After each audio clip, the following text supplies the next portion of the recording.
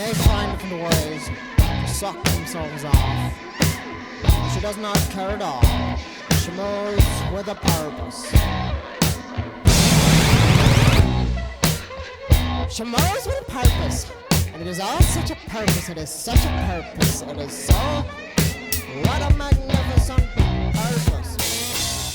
Black Midi are an experimental rock band from London who were formed in 2017 and have released 3 albums. And I say, their status isn't really clear. They may have finished. They may be on a hiatus or a break or something. It's a bit too early to know for sure.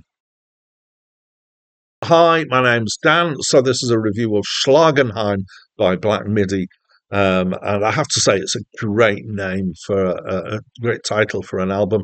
I did look it up and I could not find any translation of this. It sounds like German, but apparently there is no such German word. It's got a great sound. I love these kind of guttural German words.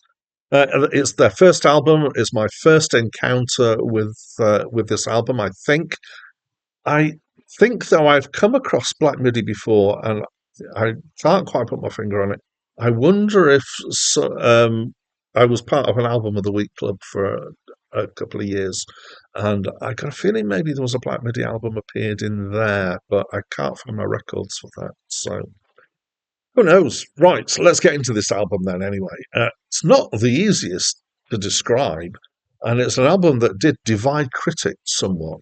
So I'm going to describe this as being experimental rock, but as a mixture, more specifically, of math rock and noise rock, which is pretty much what Acclaimed music says it is.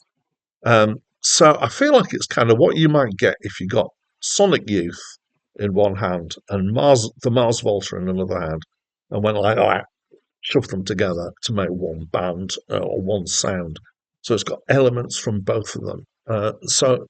Which is an interesting thing to put together, because noise rock obviously is quite the point of it is that it's quite chaotic and discordant and doesn't obey rules, and math rock is kind of in some ways the opposite, in that it's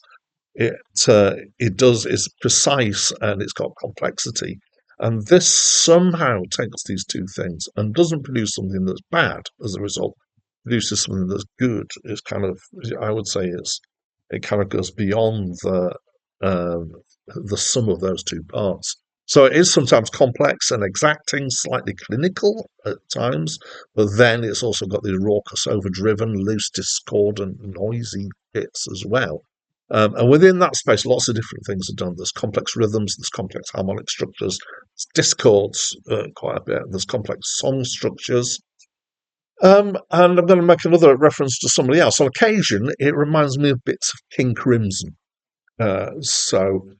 Particularly in the kind of, the Discipline to Thrack period, which is kind of end of the 70s into the 80s, when King Crimson were getting quite weird.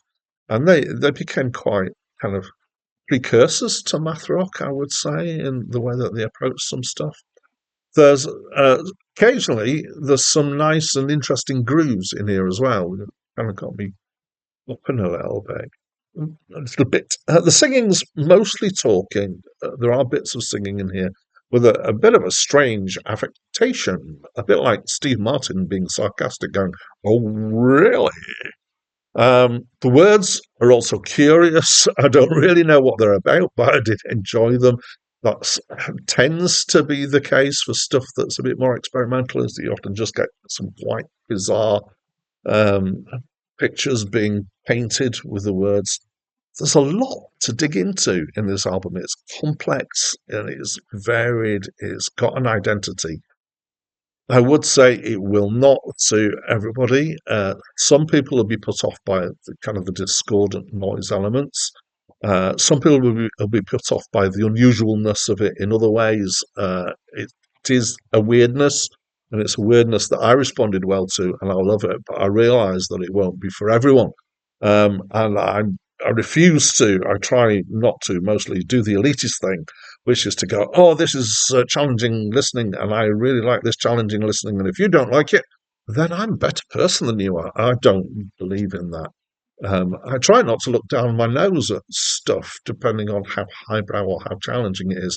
But I find it very hard not to look down on things like Crazy Frog and Baby Shark and stuff like that. So anyway, what I'm saying is that some people will find this challenging and will not want to listen to it, and that's fine. It's not compulsory. So that's what I think of this album. As always, I'd love to know what you think of this album. So can you let me know that, please, by leaving me a comment? And that's it from me for now.